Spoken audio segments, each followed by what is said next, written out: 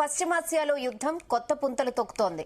2 రోజులుగా దూకుడు పెంచిన ఇరాన్ యుద్ధాన్ని ముగించేందుకు ఇప్పుడు ట్రంప్కే కండిషన్స్ పెడుతోంది. అమెరికాతో పాటు గల్ఫ్ దేశాలకు సంబంధించిన నౌకలను ఇరాన్ ధ్వంసం చేస్తోంది. ప్రభావం తీవ్రంగా మారుతుండటంతో యుద్ధం ఆపాలంటూ అమెరికాపై ఇతర దేశాలు ఒత్తిడి చేస్తున్నాయి. ఇక మన దేశంలో చమురు కష్టాలు కూడా పెరుగుతున్నాయి.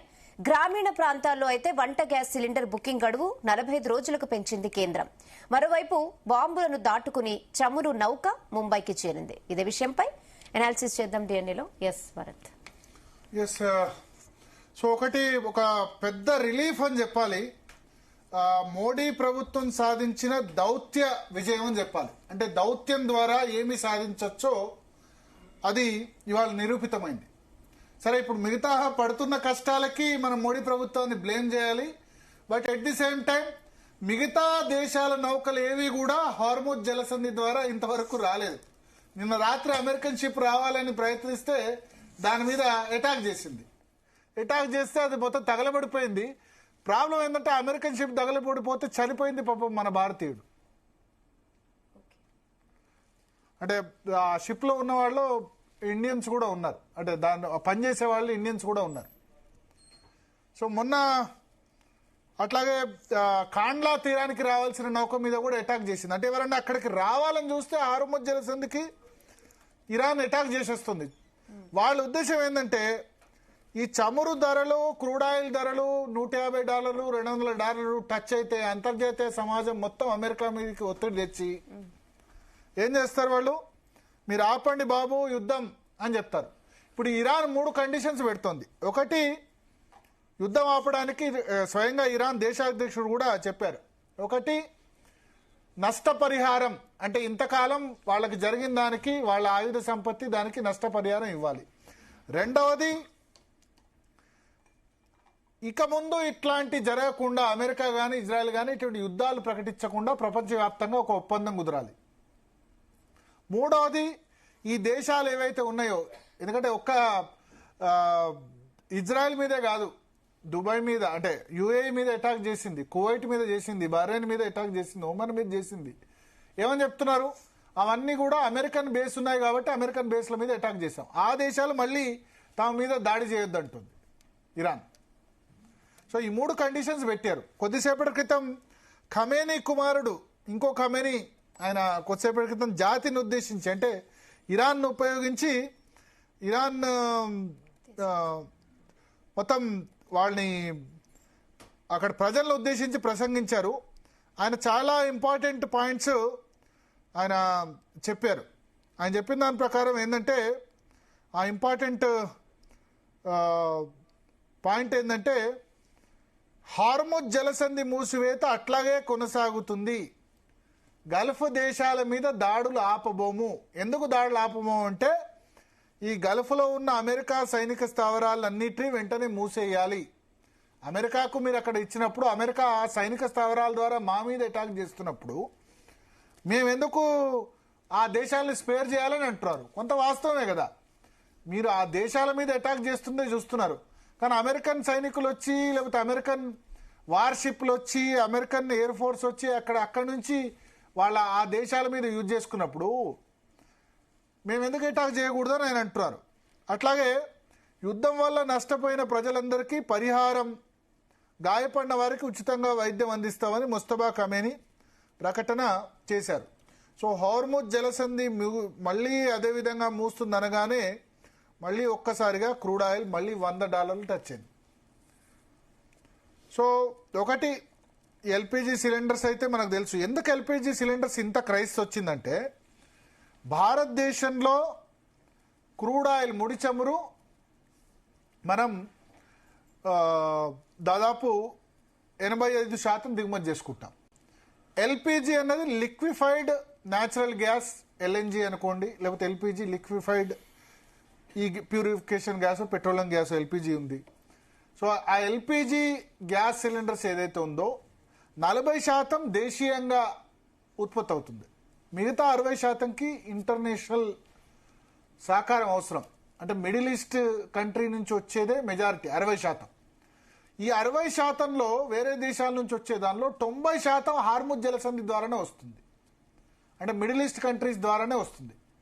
అంటే 60%లో 90% అంటే దాదాపు 50% షార్టేజ్ ఇప్పుడు ఉంది. సో 50% షార్టేజ్ ఏర్పడ్డప్పుడు కమర్షియల్ సిలిండర్స్, డొమెస్టిక్ సిలిండర్స్ ఇబ్బంది లేదు. ఇప్పుడు 25 రోజుల నుంచి 45 రోజులు చేశారు గ్రామీణ ప్రాంతాల్లో. పట్టణ ప్రాంతాల్లో మాత్రం 25 రోజులకు ఒకసారి మాత్రమే బుకింగ్ చేయాలన్నారు. సో గ్రామీణ ప్రాంతాల్లో ఎందుకు 45 రోజులు చేశారు?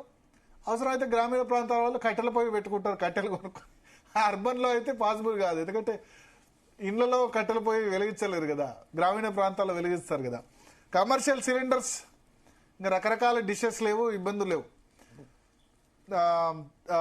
రకరకాల డిషెస్ తయారు చేస్తే ఇబ్బంది అని కమర్షియల్ సిలిండర్ పెట్టారు. ఇప్పుడు మనకు దాదాపు 50% సప్లై అయిపోయింది. సో అందువల్ల ఆ విధంగా పెట్టారు. సో మొత్తానికి చూద్దాం, ఈ కార్గో షిప్స్ లేకపోతే కమర్షియల్ షిప్స్ అన్ని మళ్ళీ వస్తే కనుక పరిస్థితి సానుకూలంగా ఉంటుందా లేదా అన్న చూద్దాం. మాట్లాడదాం. మనతో పాటు ప్రస్తుతం పాపారావు గారు ఉన్నారు, అదేవిధంగా భారతీయ జనతా పార్టీ నుంచి సంగప్ప గారు ఉన్నారు, కాంగ్రెస్ పార్టీ నుంచి చరణ్ కౌశిక్ గారు ఉన్నారు, అలేఖ్య గారు ఉన్నారు. పాపారావు గారు, గుడ్ ఈవినింగ్ అండి. Good evening. సో ఎట్లా చూస్తారు ఈ 3 షిప్స్? ఇప్పుడు ఒక షిప్ ఆల్రెడీ చేరుకుంది, 2 ట్రాన్సిట్లో ఉన్నాయి. ఇరాన్ విదేశాంగ శాఖ మంత్రితో చర్చలు జరిగిన తర్వాత ఈ నిర్ణయం వెలువడ్డది. ఇది కంటిన్యూ అవుతుందంటారా ఇట్లే? అంటే అమెరికా దయ మీద కూడా ఆధారపడి ఉంటుంది. ఎందుకంటే అమెరికాకి సంబంధించిన ఎవరినైనా మేము ఊరుకోము, దీని నుంచి పోనేమని చెబుతున్నారు. మధ్యలో అమెరికా వాళ్ళు ఏదో స్టేట్మెంట్ మనకు సంబంధించి మేము చెప్పినట్టు వింటున్నారు, మేము చెప్పినట్టు చేస్తున్నారు లాంటి మామూలుగా రొటీన్ గానే ఉన్నాయి కదా వాళ్ళకి. ఆ మధ్య నెచ్చాన్ షూ ఏమన్నాడు, మాకు భారతదేశం చేస్తున్న సాయానికి థ్యాంక్స్ అన్నాడు మొన్న ఈ మధ్య యుద్ధం మొదలవగానే. ఇట్లాంటి ఏమైనా ప్రకటన వస్తే మళ్ళీ మన మీద నీళ్లు నీడలో అనుమానాలు వస్తే మరి ఇరాన్ రియాక్షన్ దానికి ఎలా ఉంటుంది అనేది. ఎందుకంటే ఆల్రెడీ కొంత సందేహాలు ఉన్నాయి అందరికి, వాళ్ళకైతే సందేహాలు ఉంటాయి. కానీ but at least they want to save the relationship. వాళ్ళు కూడా సేవ్ చేసుకోవాలనుకుంటున్నారు. ఈ రిలేషన్షిప్ పోకూడదు, భారత్ తో సుదీర్ఘకాలం నుంచి ఉందనేది ఉంది. కానీ పరిస్థితి టెన్షన్ విపరీతంగా ఉంది. ఇప్పటికే అక్కడ విపరీతమైనటువంటి ఎలక్ట్రిఫైయింగ్ ఇది ఉంది. కానీ అది ఇంకా ముదిరి పోయిన కొద్దీ మరి ఎవరేం మాట్లాడతారో మాట్లాడిన దాని ఎఫెక్ట్ అంటే ఉరి ఏదో అంటారు కదా, అట్లాగే ఏంటంటే ఇట్లా ఏదేం జరిగి ఏమవుద్దో తెలియదు. కాకపోతే ఏంటంటే నిన్న చూసాం థాయిలాండ్ షిప్ ఏది కాండ్లా పోర్టుకు వస్తున్నటువంటి షిప్ మీద అటాక్, మనం కూడా ప్రొటెస్ట్ చెప్పారు కదా. ఆ సందర్భంలోనే మాటలు జరిగి ఉండొచ్చు దానికి సంబంధించి. సరే ఇక మీరు మిమ్మల్ని ఏం చేయమని చెప్పి వాళ్ళు చెప్పి ఉండొచ్చు, వెళ్తున్నారు. సరే గుడ్, మంచిదే వస్తాయి. కానీ ఏంటంటే ఇప్పుడు ఎంత మంచిది అనుకున్నా మనం అంతా బాగానే ఉంది, గుడ్ వస్తాయి షిప్స్. ఏమొస్తాయి? క్రూడ్ ఆయిల్ వస్తాయి. ఆల్రెడీ కొంత డిస్లొకేషన్ ఉంది, గ్యాప్ ఉంటది. క్రూడ్ ఆయిల్ కాదు, లిక్విఫైడ్ నేచురల్ గ్యాస్ కూడా వస్తుంది కదా. రాదు. ఎందుకు? తగ్గుద్ది, చాలా తగ్గుద్ది. ఎందుకంటే ఖతార్ నుంచి మేజర్ గా మనకు వస్తుంది. ఖతార్ క్లోజ్ చేసేసింది దాన్ని, ఎల్ఎన్జీ ప్లాంట్ మొత్తం క్లోజ్ చేసింది. ఆ ముందే ఉంది ఇదంతా డేటా. ఇది దిస్ ఈజ్ ఎకనామిస్ట్ లో ఆర్టికల్ చదువుతానే మీతో తర్వాత ఇప్పుడు ఖతార్ క్లోజ్ చేసింది. బట్ మిగతా దేశాలు కూడా ఎంతో కొంత ప్రొడ్యూస్ చేయవా? ఏముంది, ఖతార్ మేజర్ సప్లయర్, మనకి ఖతార్ మేజర్ సప్లయర్. దాని ఖతార్ ఎకనామిక్ ఎనర్జీ మినిస్ట్రీ చూడండి, ఖతార్ ఎనర్జీ మినిస్ట్రీ ఏమన్నా అంటే ఈ ప్లాంట్ క్లోజ్ చేస్తా, ఆ నేచురల్ గ్యాస్ ని ప్రొడ్యూస్ చేసే ప్లాంట్ ని క్లోజ్ చేస్తా, this will bring down the economies of the world అన్నాడు. ప్రపంచ దేశాల ఆర్థిక వ్యవస్థలను ఇది పడగొట్టుతుంది, కూలదోస్తుంది అన్నాడు. ఈ ప్లాంట్ క్లోజ్ చేయటం అనేది, నేచురల్ గ్యాస్ సప్లై ఆగిపోవటం అనేది, it will bring down the economies of the world. అంత క్రూషియల్ అది తర్వాత మళ్ళీ కోలుకొని ఎంతకాలంలో మళ్ళీ అది ప్రొడక్షన్ లోకి రాగలదు. యుద్ధం ఆగిపోయింది అనుకోండి, ఆగిన తర్వాత మళ్ళీ అది ఎంతకాలంలో ప్రొడక్షన్ లోకి రాగలదు అనే దాని మీద కూడా చాలా రకాలైనటువంటి డేటా ఉంది ఇక్కడ. కొద్దిగా డ్యామేజ్ జరిగి ఆ ప్లాంట్ కి మొన్న జరిగిన దానిలో అది, లేకపోతే అసలు డ్యామేజ్ అది కనుక బాగుంటే 15 రోజుల్లో అది రెజ్యూమ్ చేయగలదు, వర్క్ మళ్ళీ పని చేయగలదు. 15 రోజులు పట్టుతుంది దానికి కూడా. ఆ 15 రోజుల్లో అది రెజ్యూమ్ చేయగలిగిన ప్రొడక్షన్ అయితే మాత్రం 4.3% పడిపోతుంది, తగ్గుద్ది, తక్కువ ప్రొడక్షన్ వస్తుంది.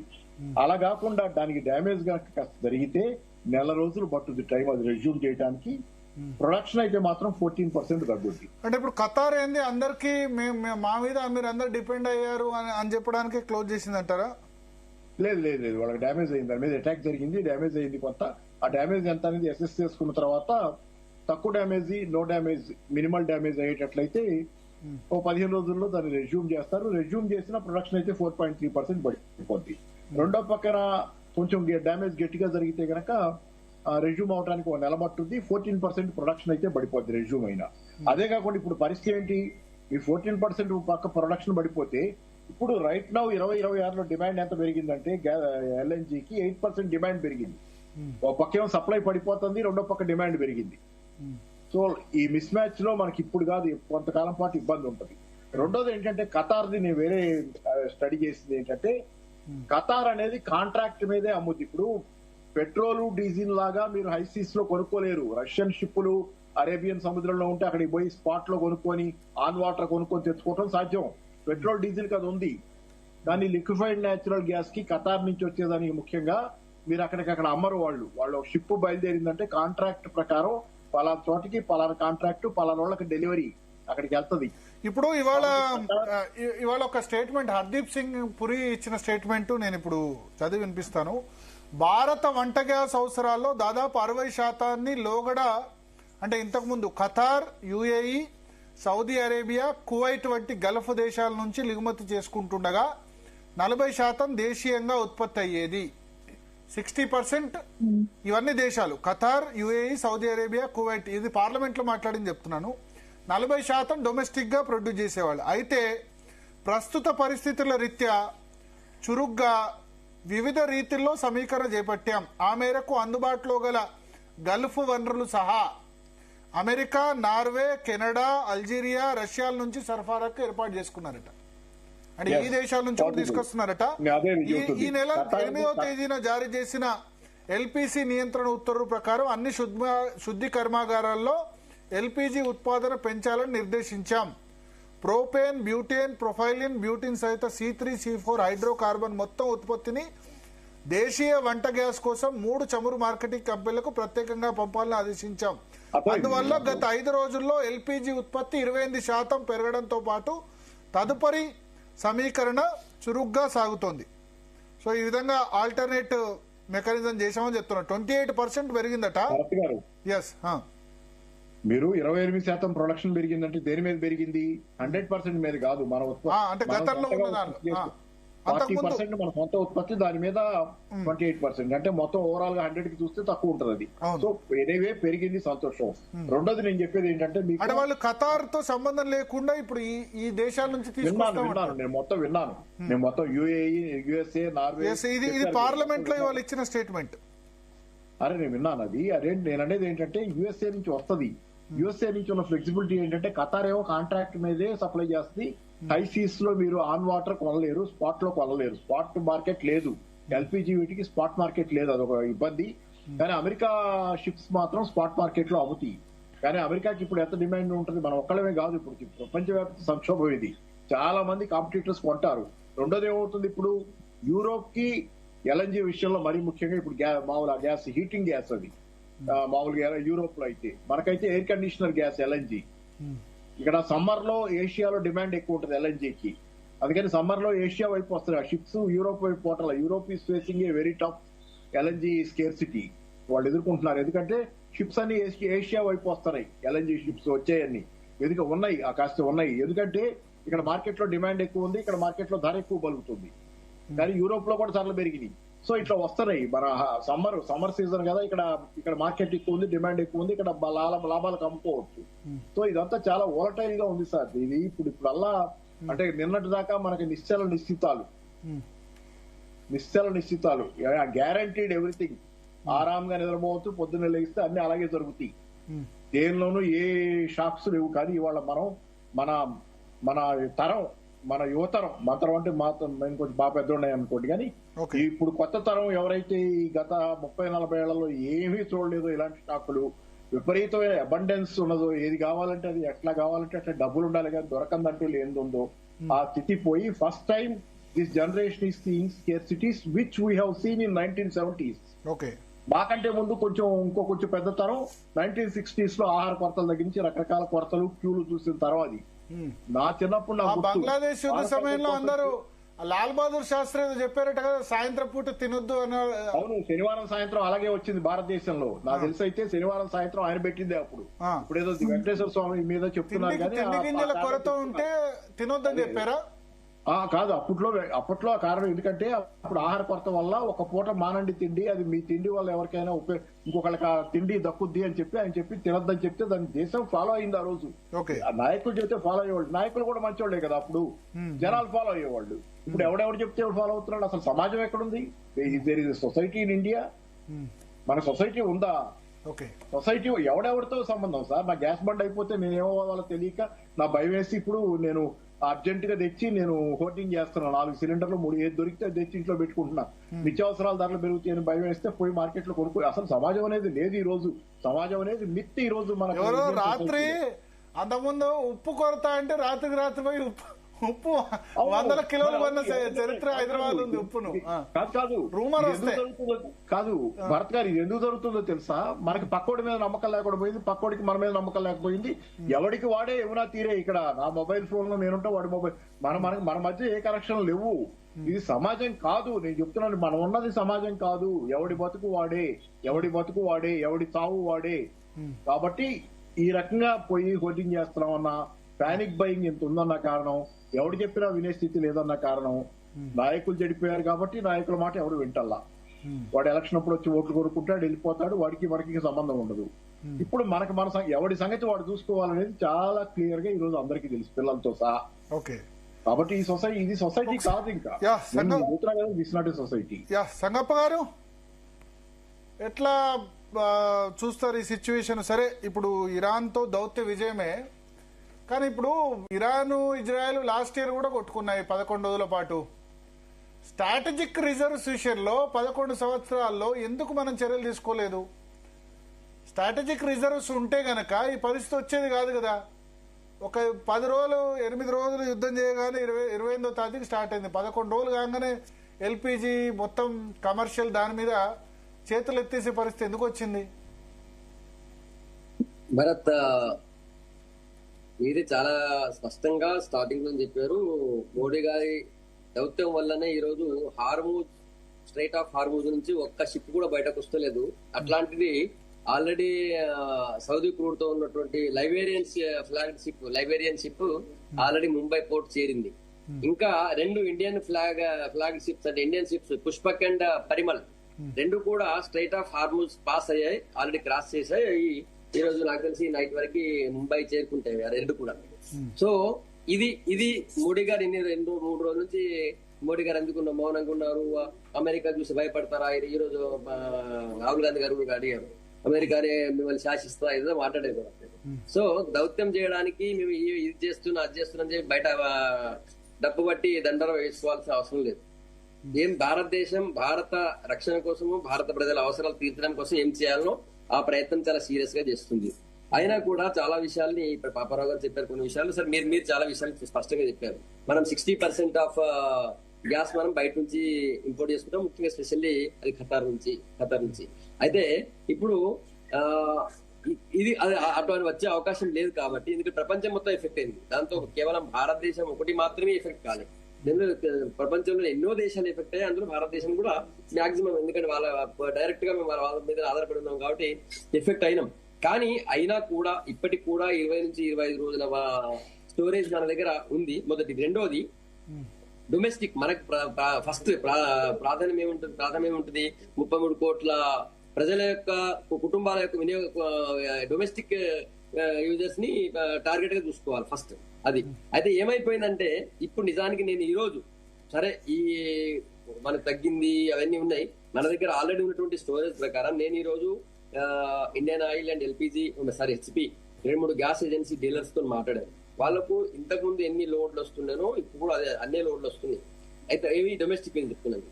అయితే పబ్లిక్ ప్యానిక్ అయిపోయారు. నిజంగా ఇప్పుడు రేపు గ్యాస్ దొరకది అన్నట్టు ఒక భయం ఒకటి ఆల్రెడీ వచ్చేసింది. కాబట్టి దాంతో ఏమైపోయింది, ఈ కమర్షియల్ గ్యాస్ బంద్ చేయగానే, కమర్షియల్ గ్యాస్ తగ్గించగానే కమర్షియల్ వాళ్ళందరూ డొమెస్టిక్ మీద పడితే మన పరిస్థితి ఏంది? మనం కూడా ఆగిపోతాం భయంతో. ప్రజలు అందరూ కూడా ఓవర్గా అప్పుడు ఇప్పటికిప్పుడు నీడ్ ఉన్నా లేకపోయినా కూడా బుక్ చేసే పరిస్థితి వస్తుంది. నేను ఒక డీలర్ తో మాట్లాడితే వాళ్ళకి ఎవ్రీ డే 9,000 సిలిండర్లకి వాళ్ళకి ఎవ్రీడే డిమాండ్ ఉంటుంది, బుకింగ్స్ వస్తాయి. ఇప్పుడు ఈ నిన్నటి నుంచి 20,000 సిలిండర్ల డిమాండ్ వచ్చింది. 20,000 సడన్ గా. అంటే 20,000 అవసరం లేదు వాళ్ళకి, 9,000 సరిపోతాయి. ఎందుకంటే రెగ్యులర్ గా 2 రోజులకు ఒకసారి ఇస్తారు కాబట్టి సరిపోతాయి.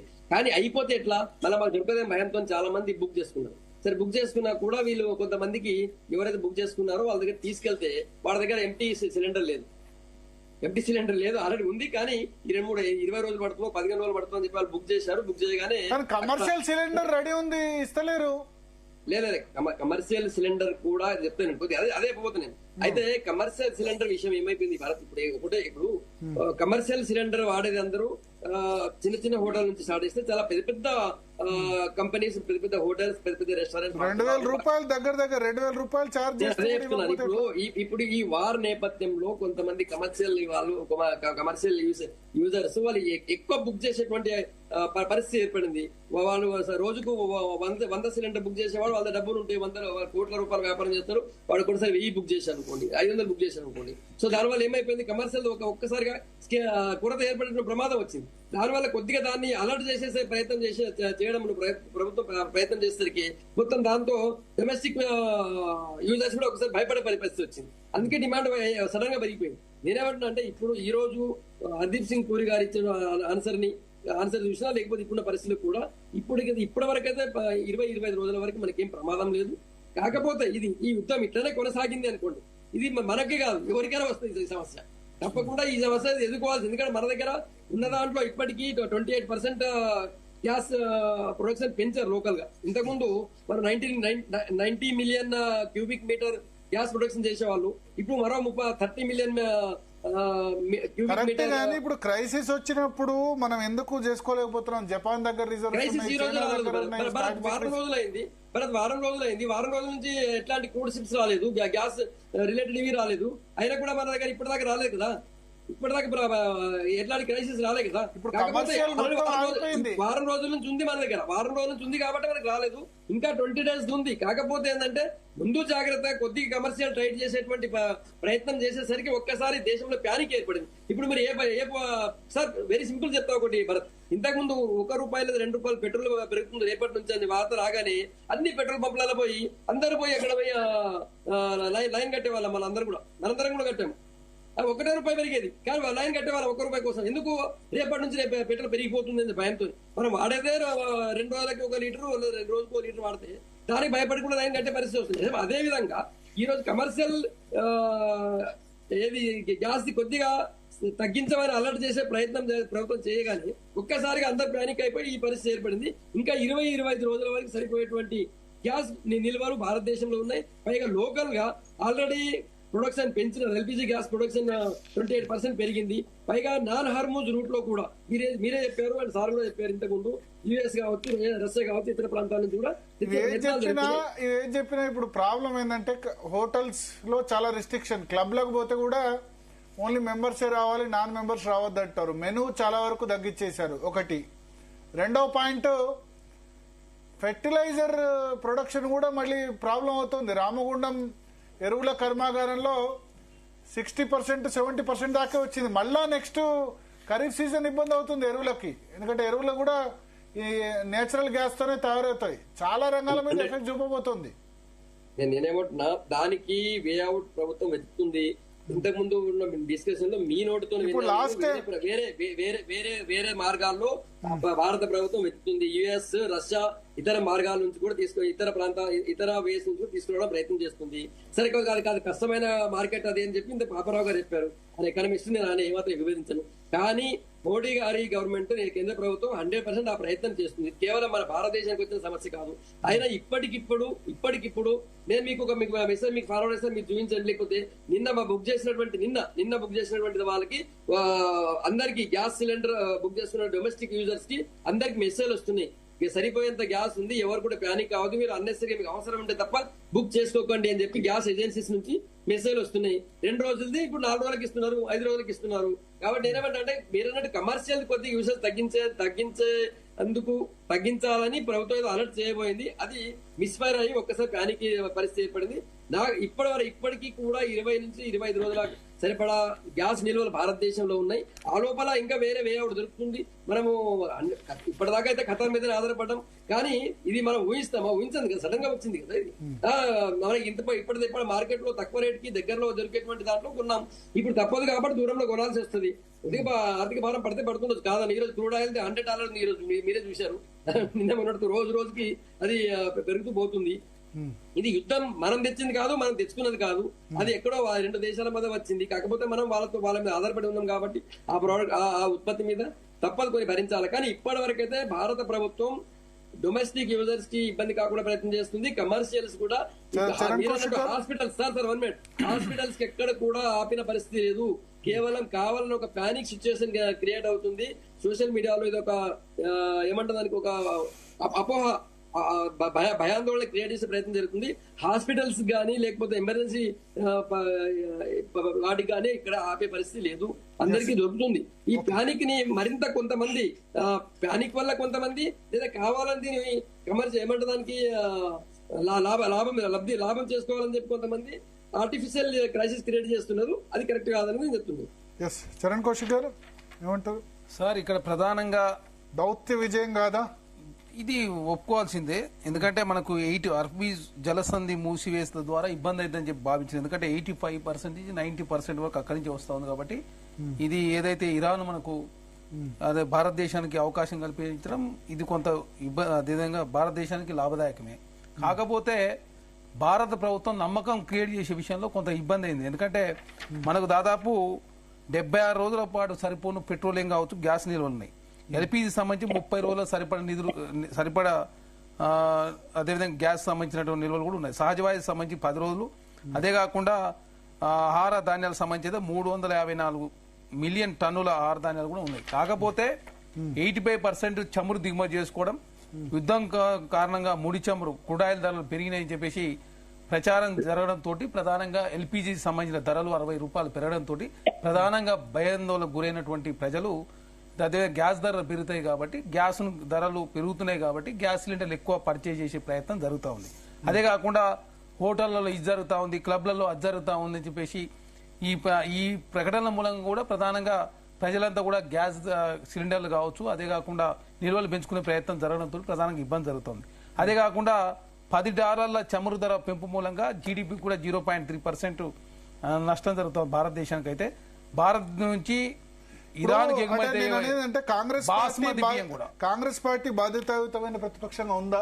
ఎస్, బాధ్యతాయుతంగానే వ్యవహరిస్తాం. మొన్న అమెరికా చేసిన కామెంట్స్ దాన్ని చమురు కొనేందుకు అనుమతిస్తున్నామని 30 days వ్యవహరిస్తున్నాం అనగానే రాహుల్ గాంధీ, మల్లికార్జున ఖర్గే అందరూ కూడా ట్వీట్ చేసి తిట్టారు కదా, అమెరికా ఏంటి పర్మిషన్ ఇవ్వడం ఏంటి, మరి అంతే కదా చెప్పడం ఏంటంటే వాళ్ళు బీజేపీ వాళ్ళు బయటకు తీసి హిల్లరీ క్లింటన్ గతంలో చెప్పిందని వాళ్ళు బయటకు తీశారు. సార్ ఇప్పుడు ఇక్కడ ఏమంటున్నాం, వ్యక్తుల సంబంధాలు కాదు, దేశాల మధ్య సంబంధాలు ఉన్నాయి.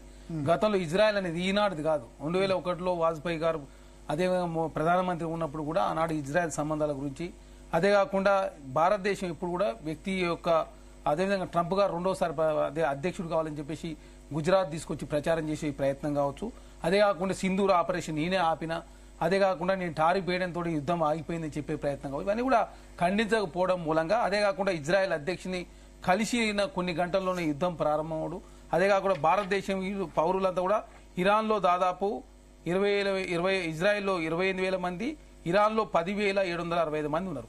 గల్ఫ్లో మొత్తం అదేవిధంగా 1,30,00,000 మంది నివసిస్తా ఉన్నారు. వారి విషయంలో కూడా ఎలాంటి చర్యలు తీసుకోలేదు. అదే కాకుండా ముందస్తు ప్రణాళికలతోటి భారతదేశంలో మరి అంచనాలు వేయాలి కదా. మరి ఇప్పుడు రీసెర్చ్ అదేవిధంగా టీం ఏమిటికున్నది, అదేవిధంగా ఎవరైనా తీవ్రవాదులు భారతదేశం మీద అటాక్ చేస్తా ఉన్నారా, ప్రపంచవ్యాప్తంగా వస్తున్న మార్పులు ఏంటి, ఏ దేశానికి అదేవిధంగా ఉక్రెయిన్ అదేవిధంగా రష్యా యుద్ధం ద్వారా భారతదేశానికి జరిగిన నష్టమైంది, ఇరాన్ ఇజ్రాయెల్ యుద్ధం ద్వారా భారతదేశానికి నష్టమైంది, అని అంచనా వేయాలి కదా. భారత ప్రభుత్వం ప్రజలను హెచ్చరించే ప్రయత్నంలో మన పౌరులకు అసలు ఆదేశాలు కూడా జారీ లేని పరిస్థితుల్లో చాలా మంది దుబాయ్లో కూడా ఇరుక్కుపోయిన పరిస్థితి మనం చూసినాం. కాబట్టి అట్లాంటి దౌత్యపరమైన విషయంలో ఖచ్చితంగా భారత ప్రభుత్వం అవలంబించాల్సిన విధానం మీద ఆల్రెడీ మల్లికార్జున ఖర్గే గారు కావచ్చు, రాహుల్ గాంధీ గారు కావచ్చు, జయరాం రమేష్ గారు మాట్లాడారు. కాంగ్రెస్ పార్టీకి ఏంది, భారతదేశంలో ప్రజలంతో సుభిక్షంగా ఉండాలా, భారత్ కావచ్చు ఇది అదేవిధంగా మిగతా దేశాలతో సత్సంబంధాలు ఏ విధంగా ఉన్నాయో గతం నుంచి కావచ్చు, స్వతంత్రం వచ్చినప్పటి నుంచి చాలా దేశాలతో మనం సత్సంబంధాలు కొనసాగించాం. కానీ ఈ రోజు అన్ని దేశాలు దూరం అవుతాయి. ఎందుకంటే షేక్ హసీనా విషయంలో బంగ్లాదేశ్ దూరం అయింది. అదే కాకుండా భారత్ విషయంలో అమెరికా ట్రంప్ను తీసుకురావడంతో చాలా దేశాలను కూడా మనకు వ్యతిరేకంగా పనిచేస్తున్న పరిస్థితి మనం చూస్తా ఉన్నాం. కాబట్టి అట్లాంటి విధానం కాకుండా భారతదేశానికి ఒక విధానం, విదేశాంగ విధానం ఉంది కాబట్టి ఆ విధానాన్ని ఫాలో అవ్వాలని చెప్పి కాంగ్రెస్ పార్టీ కోరింది. అలెక్కే గారు చెప్పండి. ఎట్లా ఈ క్రైసిస్ నుంచి బయట పడతామా, పడ్డట్టేనా? ఫ్యూచర్ లో ఇరాన్ అలో చేసే అవకాశం ఉందా? అవును,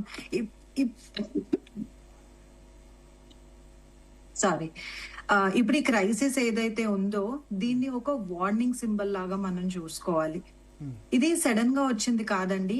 ఆల్రెడీ ఎన్నో మంత్స్ నుంచి యుద్ధం జరుగుతున్నప్పుడు 1 by 1 ప్రతి దాని మీద ఎఫెక్ట్ అవుతుంది అన్నది ఇండియన్ గవర్నమెంట్ కి ఆల్రెడీ తెలుసు. మోస్ట్లీ క్రూడ్ ఆయిల్, ఎందుకంటే ఆల్మోస్ట్ మనము 85% ఇంపోర్ట్ చేసుకుంటూ ఉంటే అందులో మోర్ దాన్ 50% హార్మోజ్ స్ట్రైట్ నుంచే వస్తుంది. ఇరాన్ కి అదొక మంచి స్ట్రాటజిక్ లొకేషన్. వాళ్ళు డైరెక్ట్ గా వాళ్లకున్న టెక్నాలజీతోనో, మిసైల్స్ తోనో, బలంతోనో, ఆర్థిక బలంతోనో వాళ్ళు యుఎస్ఏని గాని ఇజ్రాయెల్ ని గాని కొట్టలేరు. వాళ్ళు కేవలం స్ట్రాటజిక్ గానే కొట్టాలి. దానికి వాళ్ళకున్న బెస్ట్ ఆప్షన్ హార్మోజ్ స్ట్రైట్ ని ఆపేసేయటము. సో ఇది ఆల్రెడీ మనం ఊహించి ఉండాల్సింది. మనకు తెలుసు ఆయిల్ ప్రైజెస్ పెరుగుతున్నాయి, ఏం చేయాలి, దానికి గవర్నమెంట్ ఏం చేయాలో అవన్నీ చేసుకుంది. ఇందాక సార్ చెప్పినట్టు already next couple of days కి కావాల్సిన రిజర్వ్స్, రిసోర్సెస్ అన్ని ఆల్రెడీ సేవ్ చేసుకునే ఉన్నాయి. ఈ సోషల్ మీడియాలో జరుగుతున్న ఇది వల్ల ఒక సడన్ పానిక్ క్రియేట్ అవ్వటం వల్ల ఉన్న సిచ్యువేషన్ కంటే మనకి ఇంకా వర్స్ గా కనిపిస్తోంది. సిచ్యువేషన్ బాగుంది అని నేను చెప్పట్లేదు, కానీ ఉన్న దానికంటే కొంచెం ఎక్కువ పానిక్ అవుతున్నాము అని అంటున్నాం. Point number 1. సెకండ్ది, ఇప్పుడు మనకున్న ఈ 40% ఎల్పిజి మాత్రమే, specifically talking about LPG gas, 40% మాత్రమే మనము డొమెస్టిక్ గా ప్రొడ్యూస్ చేసుకుంటున్నాం. ఇందులో మనకు ఓన్లీ 3 ఉన్నారు major producers: Indian oil company, Bharat petroleum, Hindustan. So దీనికి ఆల్టర్నేటివ్స్ మనం ఆలోచిస్తున్నామా? మన దగ్గర ప్రొడక్షన్ పెంచుకోవటానికి, ఇంపోర్ట్ చేసుకోవడానికి చాలా రెస్ట్రిక్షన్స్ ఉంటాయి. మీరు ఇందాక ఒక మాట అన్నారు, నిల్వలు పెట్టుకోవచ్చు కదా అని ఒక మాట అన్నారు. మన దగ్గర ఉన్న పెట్రోలియం కంపెనీస్ 3 ట్రెడిషనల్ గా. అవును, అంటే వాళ్ళ ప్రొడక్షన్ పెంచాలి కదా. గవర్నమెంట్ దానికోసం ఏం చేస్తోంది అంటున్నాను. ఈ రోజు ఇరాన్ ఇజ్రాయెల్ కాన్ఫ్లిక్ట్ వచ్చినందుకు మనకి ఇమ్మీడియట్ గా ప్రాబ్లం తెలుస్తోంది, కానీ మనము మోస్ట్లీ డిపెండెంట్ ఉన్నాము అన్న సంగతి మనకు ఆల్రెడీ తెలుసు కదా. సెల్ఫ్ సఫిషియన్సీ ఒక దాంట్లో చేసుకుంటూ వస్తున్నాము. ఇందులో కూడా చేయాలి. ఆల్టర్నేటివ్ ఫ్యూయల్స్ గురించి ఎంత ఆలోచిస్తున్నాము? బయోగ్యాస్ అన్నారు, గోబర్ గ్యాస్ అన్నారు, సోలార్ అన్నారు, విండ్ అన్నారు. ఇవన్నీ ఎంతవరకు నిజంగా ఇంప్లిమెంటేషన్ లోకి వచ్చాయి? షిరిడీలో యూజ్ చేస్తున్నారు, సోలార్ ప్లాంట్ యూజ్ చేస్తున్నారు వాళ్ళ కిచెన్ కి మొత్తం. తిరుపతిలో చేస్తున్నారు. ఇలాంటి పైలట్ ప్రాజెక్ట్స్ అయ్యాయి తప్పిస్తే మేజర్ రెస్టారెంట్స్ లో ఇట్లాంటి మేజర్ ఇలాంటి ఫుడ్ కి సంబంధించిన వాటిలో ఇలాంటి ఆల్టర్నేటివ్స్ గనక మనం ఆల్రెడీ తెచ్చుకొని ఉన్నట్టయితే ఈ రోజు ఇంత క్రైసిస్ ఉండేది కాదు కదా. ఇంకొంచెం బెటర్ గా ఉండేది కదా మన సిచ్యువేషన్.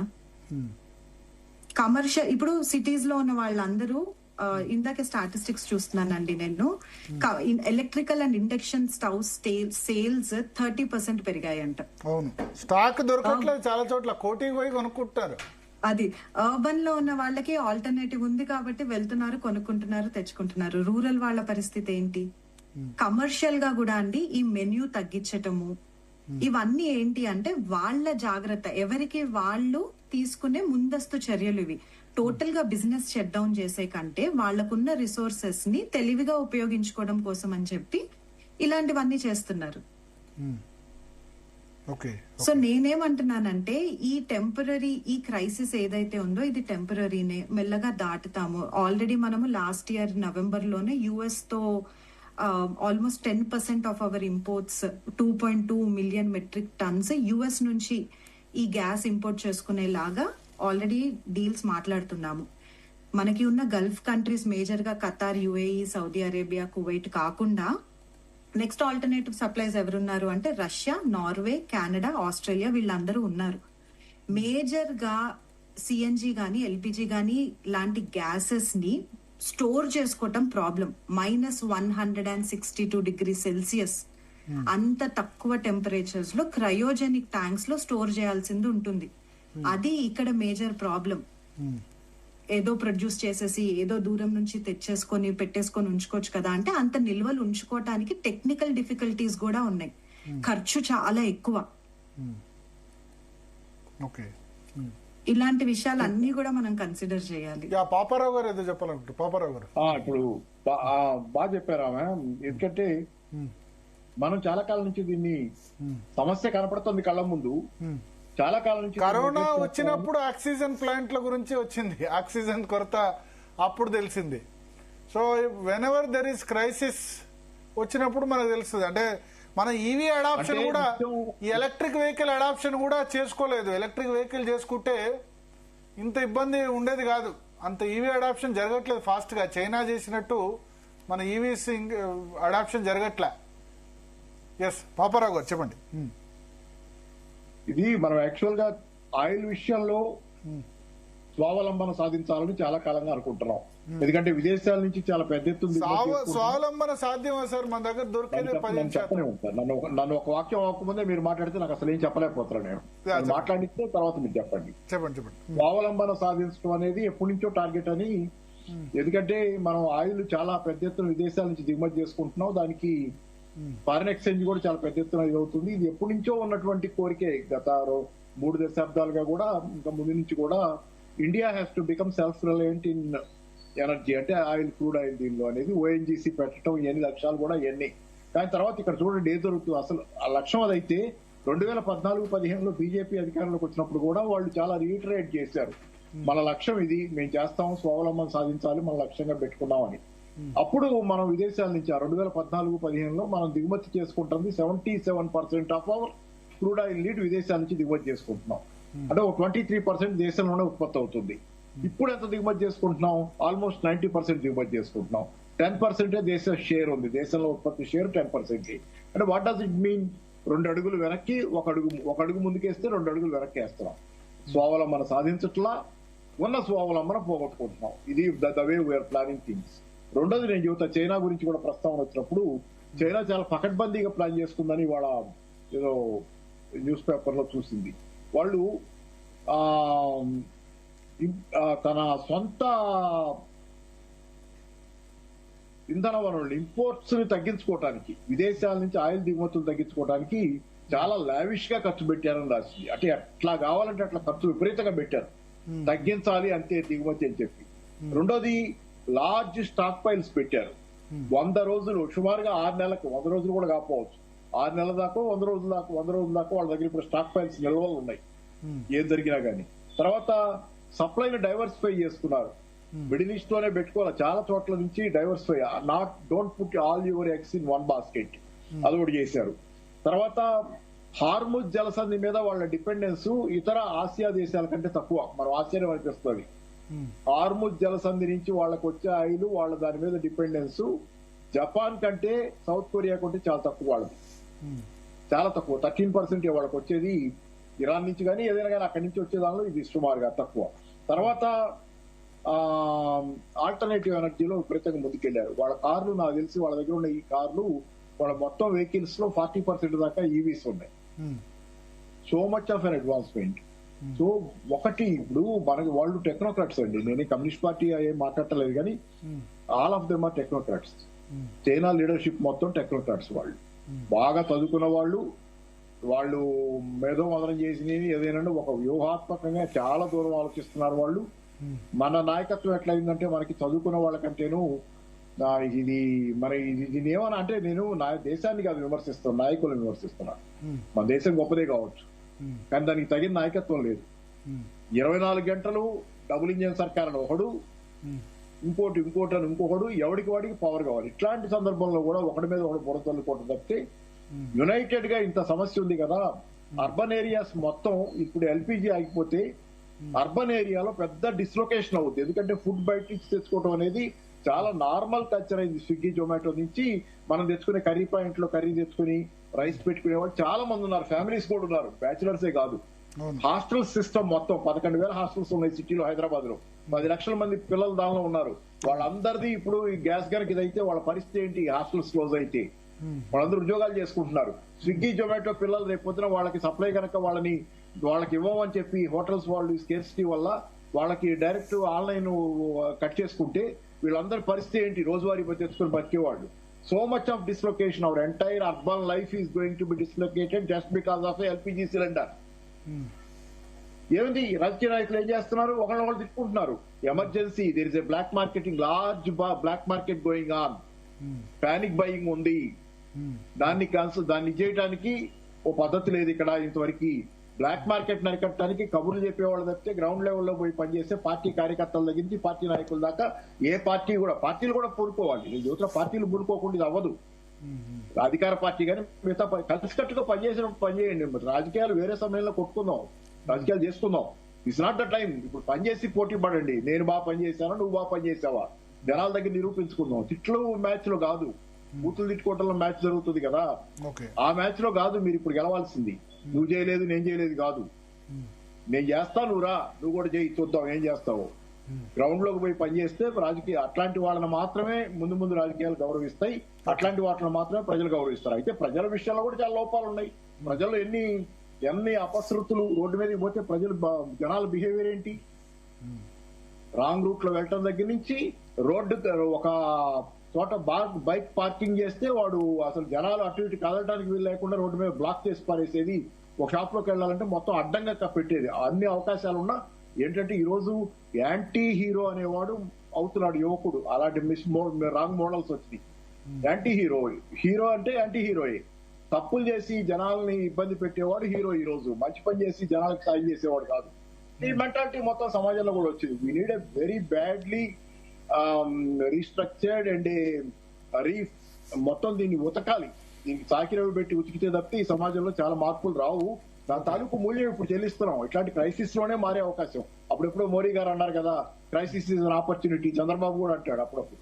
ప్రతి క్రైసిస్ ఒక ఆపర్చునిటీ. ఈ క్రైసిస్ కూడా ఒక ఆపర్చునిటీ. మన సమాజాన్ని మార్చుకోవడానికి, మనం బాగుపడటానికి, ఇప్పుడు ఈ సమస్య పరిష్కారం చేసుకునే క్రమంలో. క్రూడ్ ఆయిల్ విషయంలో మీరు అన్నారు కదా, నేను స్వయం సమృద్ధత 85% ఇంపోర్ట్ చేసుకోవాల్సిందే. అవును, సెల్ఫ్ సఫిషియెంట్ మనం కాలేము. ఎల్పిజి అయితే కొంత అవకాశం ఉందేమో, 40% ఉన్నాం కాబట్టి దాన్ని ఏమైనా చేసుకోవచ్చు. కానీ ఎల్పిజి కాదు, LPG major crisis. Crude oil easy. మీకు క్రూడ్ ఆయిల్ పోయి అక్కడ అరేబియన్ సీలో అమెరికా వాడు ఎటు మనకి పర్మిషన్ ఇచ్చాడు కదా, నవ్వు సిగ్గే గానీ సిగ్గుపడతానని చెబుతున్నా. క్రూడ్ ఆయిల్ పోయి అరేబియన్ సీలో రష్యన్ షిప్స్ అక్కడ తిరుగుతున్నాయి బేకార్గా. ఏంటంటే వాళ్ళు ఎవడొచ్చి కొనుక్కుంటాడా అని చెప్పి వాళ్ళు తిరుగుతున్న షిప్స్ ఎప్పుడు ఉంటాయి అక్కడ. రష్యన్ అక్కడ పోయి ఆన్ వాటర్ స్పాట్ లో కొనుక్కోమని పర్మిషన్ ఉంది కాబట్టి. అంటే కొనుక్కోవడం కాదు, మనం ప్రొడ్యూస్ చేయడం, మనం కొనుక్కోవడం ఎట్లా ఉంది. ఇప్పుడు ఎమర్జెన్సీ ఇది. ఇప్పుడు ముందు మనము ఏం తప్పు కూర్చొని రేపు పొద్దున కూర్చొని తప్పిగా మనం మేధోమదనం చేసుకోవచ్చు. కానీ ఇప్పుడు ప్రస్తుతం దీనికి గట్టెక్కాలి కదా. ఇది ఎమర్జెన్సీ. లాంగ్ టర్మ్ ప్లాన్ వేసుకునేంత కాదు. ఎమర్జెన్సీ హ్యాండ్లింగ్ ఎలా ఉండాలనేది. పాకిస్తాన్ జనాల్లోకి వెళ్ళాలి. గారు ఒకటి చాలా లాస్ట్ లో పాపారావు సార్ చాలా మంచి విషయం చెప్పింది. ఎప్పుడైనా ఏదైనా సమస్య వచ్చినప్పుడు దానికి వేఅవుట్ చాలా అవకాశాలు ఉంటాయి మనము మార్చుకోవడానికి, మారడానికి అని చెప్పి. నిజంగా ఇప్పుడు ఈ టైంలో సరే సెంట్రల్ గవర్నమెంట్ సలహా ఇచ్చినా సూచన చేసినా కూడా ఇక వీళ్ళు ఇక్కడ శాత కాదు కాబట్టి వీళ్ళు ఈవీ వెహికల్ కొనుక్కోమంటున్నారు, లేదా ఇండక్షన్ వైపు వెళ్ళమంటున్నారు, లేకపోతే ఇంకో వైపు వెళ్ళమంటున్నారు అంటారు అని చెప్పి వాళ్ళు అదొక ఉంటా, ఇది అదొక ప్రచారం అయిపోతుంది. కానీ ఇంతకుముందు అలెక్కి గారు మాట్లాడుతున్నప్పుడు సోలార్ వేరే దేశాలతో పోలిస్తే మన సోలార్ మన దగ్గర నిజంగా ఇంకా ఎక్కువ యూజ్ చేయాల్సిన అవసరం ఉంది. 100% మేము మేడంతో ఏకీభవిస్తున్నాం. కానీ మీరు 2014 కంటే ముందే ఎంత ఉండేది సోలార్ ప్రొడక్షన్ ఇండియాలో, ఇప్పుడు ఎంత ఉందని మీరు చూస్తున్నారు. ఈరోజు ఇంతకుముందు మనము టాప్ 10 ఎప్పుడు వరల్డ్ లో మన ఏ నెంబర్ లో కూడా లేకపోయే వాళ్ళం. ఈ రోజు గ్లోబల్లీ 3rd ప్లేస్ లో ఉన్నాము సోలార్ ప్రొడక్షన్ గ్రోయింగ్ లో చెప్తున్నాను. తర్వాత 52% ఆఫ్ సోలార్ ప్రొడక్షన్ ఇంక్రీజ్ అయింది. 2.63 గిగావాట్స్ సోలార్ ప్రొడక్షన్ ఇప్పుడు నడుస్తుంది కంటిన్యూగా ఇప్పుడు మన దగ్గర. ఒకటి. రెండోది 2016 లో ఆల్రెడీ ఈవీ వెహికల్స్ మీద గవర్నమెంట్ కూడా ఎంకరేజ్ చేస్తుంది. ఆల్రెడీ అన్ని రాష్ట్ర ప్రభుత్వాలు, కేంద్ర ప్రభుత్వం రెండు కూడా, అన్ని రాష్ట్రాలు ఈవెన్ ఇంక్లూడింగ్ తెలంగాణ కూడా ఆల్రెడీ ఈవీ వెహికల్స్ కొనుక్కుంటే వాటికి రోడ్ ట్యాక్స్, లైఫ్ ట్యాక్స్ అవన్నీ ఉంటాయి, అవన్నీ తీసేసింది. సో కేంద్ర ప్రభుత్వం కూడా బాగా ఎంకరేజ్ చేస్తుంది. ఈ అట్లీస్ట్ 20% వెహికల్స్ ఈ 2026 లో రోడ్డు మీద దించాలని కేంద్ర ప్రభుత్వం కూడా ఏం పెట్టుకుంది. అది ఎంతవరకు సక్సెస్ అవుతుంది అంటే పబ్లిక్ ఎంతవరకు కోఆపరేట్ చేస్తారో చూడాలి. కాకపోతే మీరు చూస్తే ఈ 2 వీలర్స్ మాత్రం కొంతవరకు వచ్చాయి బాగా. హైదరాబాద్ లో చూస్తున్నట్టయితే 2 వీలర్స్ మొత్తం మాక్సిమం 2 వీలర్స్ పెరిగాయి ఈవీ వెహికల్స్. కానీ కార్లు ఇంకా పెరగాల్సిన అవసరం ఉంది. ఎందుకంటే దానికి రీసేల్ వాల్యూ Buses, cars, ఉండదు. పబ్లిక్ కొద్దిగా రీసేల్ వాల్యూ మన ఇండియన్ మెంటాలిటీ పాయింట్ కరెక్ట్ చెప్పిందండి. రీసేల్ వాల్యూ ఉండదు ఎలక్ట్రిక్ వెహికల్ కన్నా భయం ఉంటుంది. మన ఇండియన్ మెంటాలిటీ ఏంటి, ఒక 5-6 ఏళ్ల తర్వాత దాన్ని అమ్మేసి ఇంకోటి కొనుక్కోవచ్చు అనుకుంటారు. ఒకటి middle class families, lower middle class families second hand బండి కొంటే తక్కువ రేట్ లో వస్తుంది కదా అని చెప్పి తక్కువ సెకండ్ హ్యాండ్ బండి కొనడానికి ఇంట్రెస్ట్ చూపిస్తారు. అందుకే మీకు మారుతి అండ్ టొయోటా బండ్లకు బాగా డిమాండ్ ఉంది సెకండ్ హ్యాండ్ బండ్లకి. అయితే అది కొద్దిగా డిమాండ్ తక్కువ ఉందని ఇంకా పబ్లిక్ ధైర్యం చేయట్లేదు. బట్ అయినా కూడా ఇప్పుడు అన్ని కంపెనీస్, ఒక టొయోటా తప్ప అన్ని automobile companies electric vehicles market లో పెట్టే ఇండియాలో బాగా మూవ్ కూడా అవుతున్నాయి. చూద్దాం ఎంతవరకు అవుతాయి. మొదటిది. రెండోది ఓఎన్జీసీ ఇది ఎల్పిజి అండ్ ఎల్ఎన్జి విషయంలో మేడం చాలా స్పష్టంగా చెప్పారు. దాన్ని ఎంతవరకు మనము స్టోర్ చేసుకునే అవకాశం ఉంది అనేది.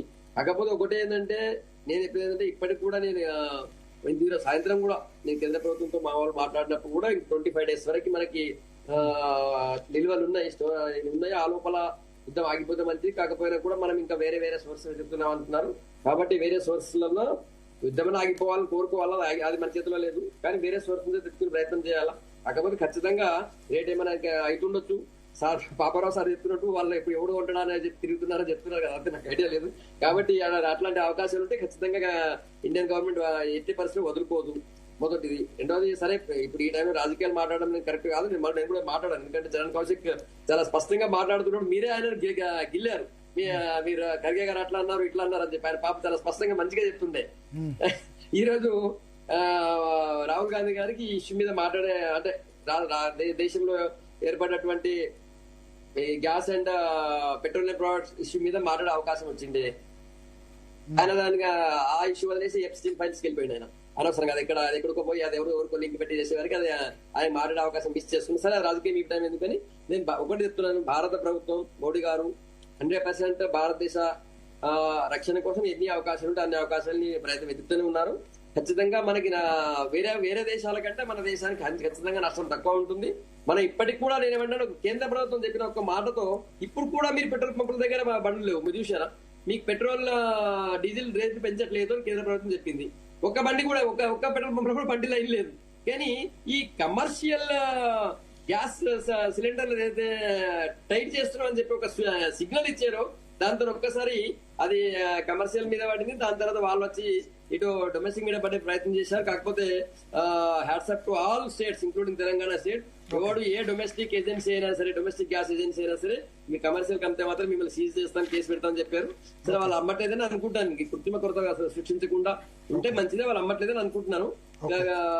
ఇప్పుడైతే పరిస్థితి ఇది. నేనైతే బయటపడతామని అనుకుంటున్నాను Bharat. Okay okay okay so thank you Sangappa గారు, చరణ్ కౌశిక్ గారు, హలేఖ్య గారు, పాపారావు గారు. సో మొత్తానికి రెహానా ఒకటి, ఇప్పుడు ఈ ఎల్పిజి క్రైసిసే ఉంది. పెట్రోల్ డీజిల్ సంబంధించి ఇబ్బంది లేదు, ఎందుకంటే రష్యా మార్గం ద్వారా మనం తీసుకొస్తున్నాం. ఎల్పిజి మాత్రం 90% అంటే 60% మనం వేరే దేశాల నుంచి తెచ్చుకుంటాం, 40% డొమెస్టిక్ ప్రొడ్యూస్ అవుతుంది. ఆ 60% వేరే దేశాల నుంచి తెచ్చుకునే దానిలో 90% ఈ హార్మోజ్ నుంచి రావాలి. ఇంతకుముందు దానిలో ఖతార్ మేజరు. ఇప్పుడు ఖతార్ కాకుండా అమెరికా కానీ వేరే దేశాల నుంచి తెచ్చుకునే ప్రయత్నం చేస్తున్నారు. సో 25 రోజులకు సంబంధించి స్టాక్స్ ఉన్నాయి కాబట్టి కొంత రిస్ట్రిక్షన్ పెట్టారు. కమర్షియల్ గ్యాస్ సిలిండర్ కానీ మిగతా వాటి కానీ కొంత రిస్ట్రిక్షన్ పెట్టారు. సో ఈ వేరే మార్గాల ద్వారా తీసుకొచ్చే ప్రయత్నం అయితే చేస్తున్నారు. అప్పటి వరకు ప్యానిక్ ఉండకూడదు. ప్రజలు ఇటువంటి సమయంలో చేయాల్సింది ఏంటంటే ప్యానిక్. జపాన్లో భూకంపం వచ్చినా సరే అక్కడ భూకంపాలు రెగ్యులర్గా వస్తూ ఉంటాయి. సో ఆ సమయంలో ప్యానిక్ కొనుగోలు చేయడం ఉండదు. మనకు అవసరం ఉన్నా ఉండకపోయినా గ్యాస్ ఒకటి బుక్ చేసి పెట్టుకుందాం అన్నది చేస్తూ ఉంటారు జనరల్గా కదా. డొమెస్టిక్ గ్యాస్ మళ్ళీ ఉంటుందో లేదో అని చెప్పి దాన్ని ఎవరికి అవసరమైతే వాళ్ళకి ఇచ్చే విధంగా మనం చర్యలు తీసుకుంటే కనుక బాగుంటుంది. సో ఒక చిన్న బ్రేక్ తీసుకుందాం. బ్రేక్ తర్వాత రేవంత్ రెడ్డి ఈ టీచర్లకు సంబంధించి మొన్న ఏదైతే ఆకునూరి మురళి కమిటీకి